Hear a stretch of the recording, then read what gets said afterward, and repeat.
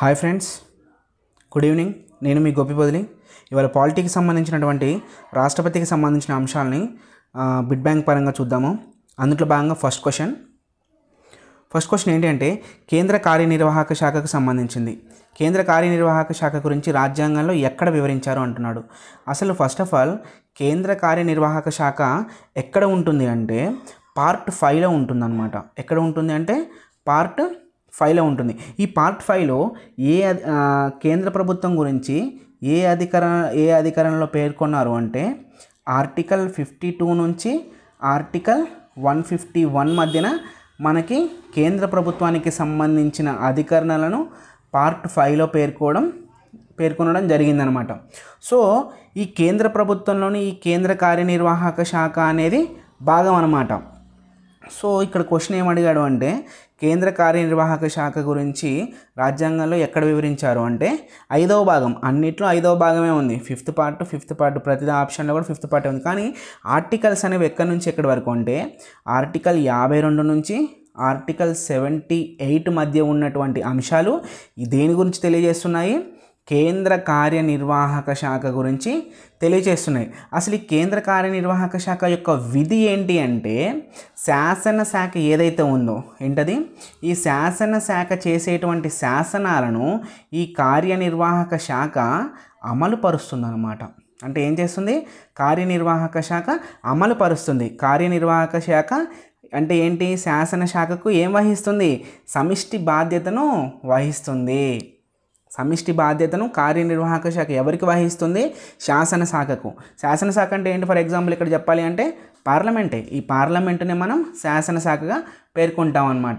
So first క్వశ్చన్కి సంబంధించిన answer ఏంటి అంటే బి అన్నమాట. 5వ భాగం ఆర్టికల్ 52 నుంచి 58 వరకు ఉన్నటువంటి అంశాలు కేంద్ర కార్యనిర్వాహక శాఖ గురించి తెలియజేస్తాయి. సో సెకండ్ క్వశ్చన్ చూద్దాం ఫ్రెండ్స్ ఒకసారి. సెకండ్ క్వశ్చన్ కనుక చూసుకుంటే అందులో భాగంగా కేంద్ర కార్యనిర్వాహక శాఖలో అంతర్భాగంగా ఎవరు ఉంటారు అన్నారు. అంటే అసలు ఈ కార్యనిర్వాహక శాఖలో ఎవరెవరు ఉంటారు అని క్వశ్చన్ అడిగాడు అనమాట. ఎవరెవరు ఉంటారు? రాష్ట్రపతి ఉంటారు, ఉపరాష్ట్రపతి ఉంటారు, ప్రధానమంత్రి ఉంటారు. అదేవిధంగా ప్రధానమంత్రి అధ్యక్షతన ఉన్నటువంటి కేంద్ర మంత్రిమండలి కూడా కార్యనిర్వాహక శాఖలో భాగంగా ఉంటుంది. మరి అటార్నీ జనరల్ ఉంటారా అంటే అటార్నీ జనరల్ కూడా ఉంటారు. మరి కంట్రోలర్ ఆడిటర్ జనరల్ ఉంటారా అంటే కంట్రోలర్ ఆడిటర్ జనరల్ ఉండరు అనమాట. యాక్చువల్గా ఇక్కడ ఒకసారి మనం ఎక్స్ప్లెనేషన్ కనుక చూసుకుంటే అటార్నీ జనరల్ గురించి తెలుపుతున్నటువంటి ఆర్టికల్ ఏంటి అంటే ఆర్టికల్ 76 అనమాట. ఈ అటార్నీ జనరల్ గురించి తెలుపుతున్న ఆర్టికల్ 76. ఈ అటార్నీ జనరల్ అనే అతను కేంద్ర కార్యనిర్వాహక శాఖలో అంతర్భాగమే, కానీ కంట్రోలర్ అండ్ ఆడిటర్ జనరల్ కార్యనిర్వాహక శాఖలో అంతర్భాగం కాదనమాట.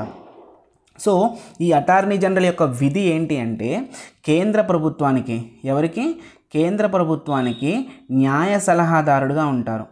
ఎవరికి? కేంద్ర ప్రభుత్వానికి న్యాయ సలహాదారుడుగా ఉండడమే కాకుండా ఈ అటార్నీ జనరల్ అనే అతను యాజ్ పర్ ఆర్టికల్ 76 ప్రకారం కేంద్ర ప్రభుత్వం తరపున ఏ రాష్ట్రంలోనైనా తాను అధికారికంగా మాట్లాడే అవకాశం ఉంటుంది అనమాట.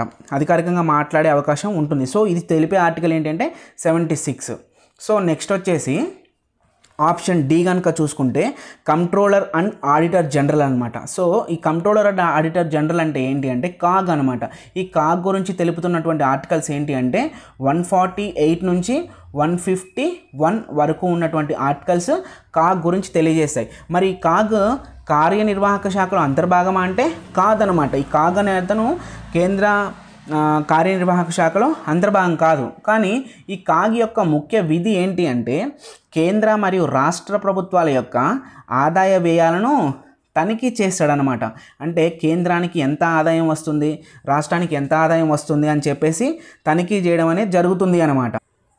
సో ఇది సెకండ్ క్వశ్చన్కి సంబంధించినటువంటి ఆన్సర్. ఒకసారి కనుక సెకండ్ క్వశ్చన్కి సంబంధించిన ఆన్సర్ కనుక చూసుకుంటే కేంద్ర కార్యనిర్వాహక శాఖలో అంతర్భాగంగా ఎవరు ఉంటారు అంటే రాష్ట్రపతి, ఉపరాష్ట్రపతి ఉంటారు, ప్రధానమంత్రి మరియు కేంద్ర మంత్రి మండలి ఉంటుంది, అటార్నీ జనరల్ కూడా ఉంటారు. సో ఆన్సర్ ఏంటి ఇక్కడ సెకండ్ క్వశ్చన్కి వచ్చేసి అంటే ABC అనమాట. ఆన్సర్ వచ్చేసి ABC. సో నెక్స్ట్ వచ్చేసి థర్డ్ క్వశ్చన్ అనమాట. థర్డ్ క్వశ్చన్ కనుక చూసుకుంటే ఒకసారి థర్డ్ క్వశ్చన్ ఒకసారి చూసుకుంటే క్రింది అంశాల్లో సరైన జవాబును గుర్తించండి అంటున్నాడు. ఏంటి అంటే భారతదేశం పార్లమెంటరీ తరహా ప్రభుత్వ విధానాన్ని అనుసరిస్తుంది. ఎస్, కరెక్టే. దేశాధినేత అయిన రాష్ట్రపతి నామమాత్రపు అధికారిగా కలిగి ఉంటాడు, అధికారాలను కలిగి ఉంటాడు. నామమాత్రపు అధికారి ఎవరంటే రాష్ట్రపతి. ప్రభుత్వాధినేత ఎవరు? ప్రధానమంత్రి. ప్రభుత్వాధినేత అయిన ప్రధానమంత్రి వాస్తవ అధికారాలను కలిగి ఉంటారు. సో ఇక్కడ థర్డ్ క్వశ్చన్ వచ్చేసి 3 కరెక్టే అనమాట. ఏబిసి 3 కరెక్టే. ఇక్కడ ఒకసారి కనుక చూసుకుంటే ఆప్షన్స్లో భారతదేశం పార్లమెంటరీ తరహా ప్రభుత్వ విధానాన్ని అనుసరిస్తున్నాడు. ఈ పార్లమెంటరీ తరహా ప్రభుత్వ విధానాన్ని మనం ఎక్కడి నుంచి తీసుకున్నామంటే బ్రిటన్ నుంచి తీసుకున్నాం అనమాట. ఎక్కడి నుంచి తీసుకున్నాం? బ్రిటన్ లేదా ఇంగ్లాండ్ నుంచి తీసుకోవడం జరిగింది. మనం ఇప్పుడు అధ్యక్ష తరహా ప్రభుత్వంలో ఉన్నామా, పార్లమెంటరీ తరహా ప్రభుత్వంలో ఉన్నామంటే భారతదేశం పార్లమెంటరీ తరహా ప్రభుత్వ విధానాన్ని పాటిస్తుంది. అదే కనుక యుఎస్ఏ, అమెరికా కనుక తీసుకుంటే అధ్యక్ష తరహా ప్రభుత్వ విధానాన్ని అమలు చేస్తుందన్నమాట. కానీ మనం తీసుకుంది ఏంటి? పార్లమెంటరీ తరహా ప్రభుత్వం. ఏ దేశం నుంచి తీసుకున్నామంటే బ్రిటన్ నుంచి తీసుకున్నాం అనమాట. సో నెక్స్ట్ వచ్చేసి 4th క్వశ్చన్ అనమాట. సో 4th క్వశ్చన్ వచ్చేసి చూద్దాం ఒకసారి. రాష్ట్రపతికి సంబంధించిన 4th క్వశ్చన్ కూడా. రాష్ట్రపతి గురించి రాజ్యాంగంలోని ఏ ఆర్టికల్స్ మధ్య వివరణ ఉంది? అంటే రాష్ట్రపతి గురించి ఏ ఆర్టికల్స్ వివరిస్తున్నాయని అంటున్నాడు. ఇక్కడ ఆర్టికల్ 52 నుంచి ఆర్టికల్ 62 మధ్య మనకి భారతదేశ రాజ్యాంగంలో మనం ఎవరి గురించి చదువుకుంటాం? ఇక్కడ రాష్ట్రపతి గురించి చదువుకుంటాం అనమాట. ఎవరి గురించి చదువుకుంటాం? రాష్ట్రపతి గురించి. ఏ ఆర్టికల్ మధ్య ఉంది? 52 నుంచి 62 మధ్య ఉన్న ఆర్టికల్స్ రాష్ట్రపతి గురించి తెలియజేస్తుంది. సో 4th క్వశ్చన్కి 1 అనమాట ఆన్సరు. సో నెక్స్ట్ వచ్చేసి 5th question. So 5th question కనుక ఒకసారి చూసుకుంటే రాష్ట్రపతికి సంబంధించి సరైన జవాబును గుర్తించండి. ఇది కూడా రాష్ట్రపతికి సంబంధించింది. సో రాష్ట్రపతి గురించి సంబంధించి సరైన జవాబు ఏంటంటే దేశానికి ప్రథమ పౌరుడు మరియు రాజ్యాంగాధిపతి రాష్ట్రపతి. త్రివిధ దళాలకు సుప్రీం కమాండర్. ఎస్, రాష్ట్రపతి. భారత ప్రభుత్వానికి ప్రధాన న్యాయ సలహాదారుడట. ఇక్కడ న్యాయ సలహాదారుడు అని ఉంది. సో అది కాదనమాట. ఆప్షన్ సి అనే తప్పు. సో మళ్ళీ రాష్ట్రపతి రాజ్యాంగాధిపతి మరియు అదేవిధంగా సర్వోన్నత కార్యనిర్వాహకాధిపతి. కార్యనిర్వాహకాధిపతులు ఎవరు ఉంటారు? రాష్ట్రపతి, ఉపరాష్ట్రపతి, ప్రధానమంత్రి, కేంద్ర మంత్రి మండలి ఉన్నటువంటి అధ్యక్షతన ఉన్నటువంటి మంత్రి మండలి, అదేవిధంగా అటార్నీ జనరల్ ఉంటారు. వీళ్ళందరికీ కూడా సర్వోన్నత కార్యనిర్వాహక అధిపతి ఎవరే అంటే రాష్ట్రపతి అనమాట. సో 5th క్వశ్చన్కి వచ్చేసి ఆన్సర్ ఏంటంటే ఏబిడి. ఎక్కడుంది? 3rd అనమాట. సో ఒకసారి కనుక ఇక్కడ ఆప్షన్ కనుక చూసుకుంటే ఈ సి ఆప్షన్ ఒకసారి చూస్తే భారత ప్రభుత్వానికి ప్రధాన న్యాయ సలహాదారుడు. ఇందాకే మనం చెప్పాం ఎవరు భారత ప్రభుత్వానికి న్యాయ సలహాదారుడు అంటే యాజ్ పర్ ఆర్టికల్ 76 ప్రకారం ఎవరిక్కడ? అటార్నీ జనరల్ అనమాట. ఎవరు? అటార్నీ జనరల్ ప్రధాన న్యాయ సలహాదారుడుగా వస్తాడు. సో ఆప్షన్ సి అనేది తప్పు అనమాట. సో నెక్స్ట్ వచ్చేసి 6th క్వశ్చన్ ఒకసారి చూద్దాం. 6th question. సో 6th క్వశ్చన్లో భాగంగా ఏంటి అంటే ఆర్టికల్ 53 ప్రకారం భారతదేశ కార్యనిర్వాహక అధికారం ఎవరికి ఉంటుంది? మళ్ళీ తిప్పి అది అడుగుతున్నాడు. భారతదేశ కార్యనిర్వాహక అధికారం ఎవరికి ఉంటుంది? రాష్ట్రపతికే ఉంటుంది. ఇక్కడ ఆర్టికల్ 52, 53 గురించి మనం ఒకసారి చూడాలి. ఆర్టికల్ 52 ఏం చెప్తుంది అంటే భారతదేశానికి అధిపతి రాష్ట్రపతి అని చెప్తుంది. ఏంటది? భారతదేశానికి అధిపతి రాష్ట్రపతి అని చెప్తుంది. అదే ఆర్టికల్ 53 ఏం చెప్తుంది అంటే కార్యనిర్వాహక అధికారం ఎవరికి ఉంటుందంట? రాష్ట్రపతికి ఉంటుందని చెప్తుంది. ఇది 52కి 53కి మధ్య ఆర్టికల్స్కి ఉన్నటువంటి డిఫరెన్స్. సో 6th ఆర్టికల్కి వచ్చేసి 6th క్వశ్చన్కి ఆన్సర్ వచ్చేసి రాష్ట్రపతి అనమాట. ఆప్షన్ 2. నెక్స్ట్ వచ్చేసి 7th క్వశ్చన్లోకి వెళ్ళిపోదాం వెంటనే. సో నెక్స్ట్ క్వశ్చన్ 7th అనమాట. 7th క్వశ్చన్ ఏంటంటే భారతదేశ పరిపాలనను రాష్ట్రపతి పేరు మీద నిర్వహించే పద్ధతిని ఏ రాజ్యాంగం నుండి గ్రహించామంటాం? ఎక్కడి నుంచి గ్రహించామంట? అమెరికా రాజ్యాంగం నుంచి గ్రహించాం. అంటే పాలన అనేది ఎవరి పేరు మీద జరుగుతుంది? రాష్ట్రపతి పేరు మీద జరుగుతుంది. కాకపోతే ఇతను నామమాత్రపు అధికారి అయినప్పటికీ, రాష్ట్రపతి మన భారతదేశంలో నామమాత్రపు అధికారి అయినప్పటికీ కూడా పరిపాలన అనేది మొత్తం కూడా రాష్ట్రపతి పేరు మీదనే జరుగుతుంది. ఈ అంశాన్ని మనం ఎక్కడి నుంచి గ్రహించాము అంటే అమెరికా రాజ్యాంగం నుంచి తీసుకోవడం జరిగింది. సో 7th క్వశ్చన్కి వచ్చేసి ఆన్సర్ ఏంటి అంటే 4. సో నెక్స్ట్ క్వశ్చన్ వచ్చేసి చూద్దాం ఫ్రెండ్స్. 8th question. అంటే ఇక్కడ మనం ఎక్కడైతే ఎక్స్ప్లెనేషన్ ఇవ్వాలో అక్కడ ఎక్స్ప్లెనేషన్ ఇస్తున్నామో, ఎక్కడైతే నార్మల్గా సింగిల్ ఆన్సర్ క్వశ్చన్ ఉంటుందో అక్కడ మనం దాన్ని వెంటనే స్కిప్ చేసేస్తున్నాం అనమాట. సో 8th క్వశ్చన్ కనుక చూసుకుంటే ఎయిత్ క్వశ్చన్కి సంబంధించింది ఏంటంటే రాష్ట్రపతిని ఎన్నుకునే ఎలక్టోరల్ కాలేజీలో సభ్యులు కాని వారెవరు అంటున్నారు. ఇక్కడ ఏంటి అంటే రాష్ట్రపతికి సంబంధించిందే, అతని యొక్క ఎన్నికకు సంబంధించింది అనమాట. ఎవరి ఎన్నికకు? రాష్ట్రపతి ఎన్నికకు. అయితే ఇక్కడ రాష్ట్రపతి ఎన్నికను నిర్వహించేది ఎవరై అంటే ఎలక్షన్ కమిషన్ ఆఫ్ ఇండియా వారు నిర్వహిస్తారు. ఎవరు నిర్వహిస్తారు? ఎలక్షన్ కమిషన్ ఆఫ్ ఇండియా వారు నిర్వహిస్తారు. అయితే ఈ ఎలక్షన్ కమిషన్ ఆఫ్ ఇండియా వారు నిర్వహిస్తే ఈ రాష్ట్రపతి ఎన్నికల్లో ఓటు వేసేది ఎవరి అంటే ఎలక్టోరల్ కాలేజీలోని సభ్యులు అనమాట. అయితే ఈ ఎలక్టోరల్ కాలేజీలో సభ్యులు ఎవరుంటారంట ఒకసారి కనుక చూసుకుంటే ఈ ఎలక్టోరల్ కాలేజీలో సభ్యులుగా ఎవరుంటారు అంటే పార్లమెంటు సభ్యులు ఉంటారు. పార్లమెంటు సభ్యులు అంటే ఎవరు? లోక్సభ మరియు రాజ్యసభ సభ్యులు ఉంటారు. అదేవిధంగా రాష్ట్రాలలోని అసెంబ్లీ సభ్యులు అంటే ఎమ్మెల్యేగా ఎవరైతే ఎన్నికైతారో వారు ఇందులో సభ్యులుగా ఉంటారనమాట. ఒకసారి ఆప్షన్స్ చూద్దాం అనమాట. ఆప్షన్ ఏ వచ్చేసి రాజ్యసభకు రాష్ట్రపతి నామినేట్ చేసిన 12 మంది విశిష్ట సభ్యులు. వీళ్ళు ఉంటారా అంటే వీళ్ళు ఉండరు. చెప్తాను, ఎక్స్ప్లెనేషన్ నెక్స్ట్ చెప్తాను. వీళ్ళు ఎన్నుకునే వాళ్ళలో ఉంటారంటే ఉండరు. సో ఆప్షన్ బి వచ్చేసి పార్లమెంటు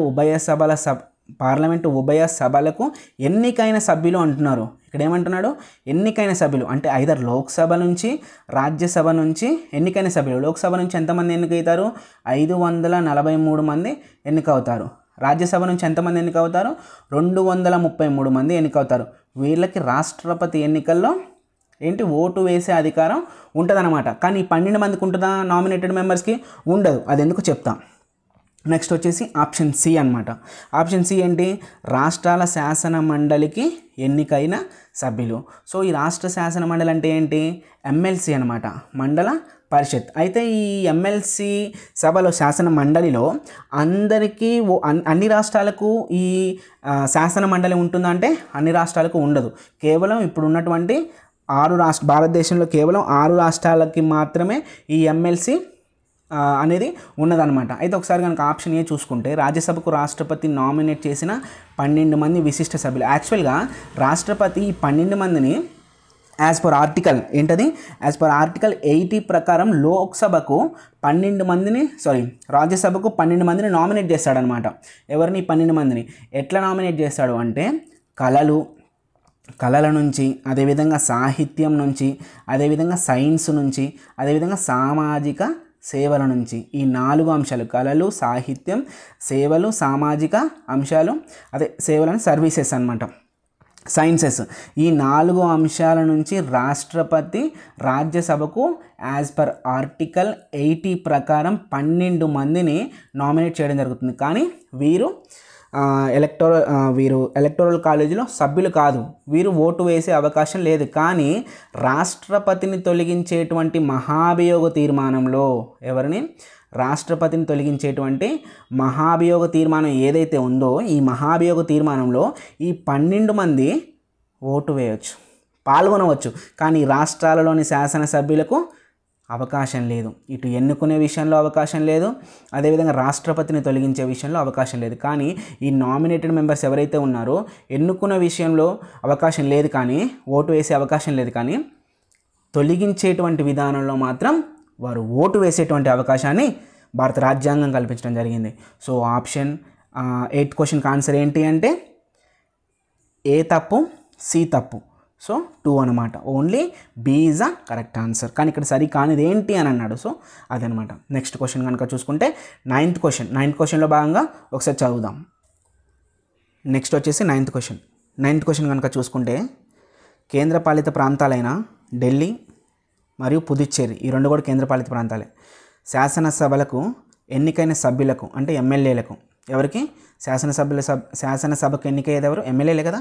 ఎమ్మెల్యేలకు రాష్ట్రపతి ఎన్నికల్లో ఓటు వేసే అవకాశాన్ని ఏ రాజ్యాంగ సవరణ చట్టం కల్పించడం జరిగింది అంటే మనకు కేంద్రపాలిత ప్రాంతాలు 8 ఉన్నప్పటికీ కేవలం అసెంబ్లీ స్థానాలు కలిగినటువంటి కేంద్రపాలిత ప్రాంతాలు 3. ఒకటి వచ్చేసి ఢిల్లీ, ఇంకోటి పుదుచ్చేరి, ఇంకోటి ఏంటి జమ్మూ అండ్ కాశ్మీర్. కానీ ఇప్పుడు జమ్మూ అండ్ కాశ్మీర్ కొంచెం అబాలిషన్లో ఉంది కాబట్టి ఈ ఢిల్లీ అండ్ పాండిచ్చేరికి కల్పించడం జరిగింది. అంటే ఆ రాజ్యాంగ సవరణ కల్పించినప్పటికీ జమ్మూ అండ్ కాశ్మీర్ ఒక రాష్ట్రంగా ఉంది కానీ కేంద్రపాలిత ప్రాంతంగా లేదు.